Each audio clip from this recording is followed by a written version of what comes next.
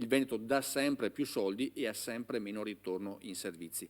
Il Nord-Est sarà anche in crisi, ma il Veneto resta la locomotiva d'Italia per quel che riguarda le imposte versate a Roma. A dirlo sono i numeri del rapporto sull'IREP e l'IRAP elaborato dalla Regione.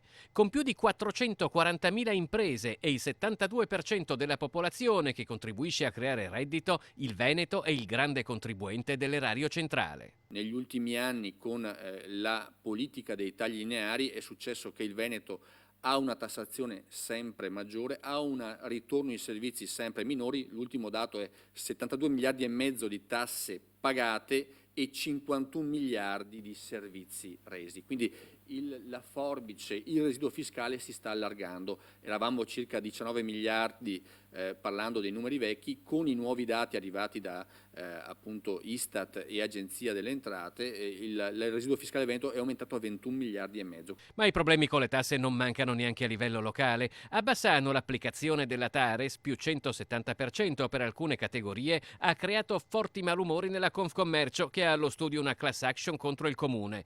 Una scelta, quella della giunta che governa la città, commentata così.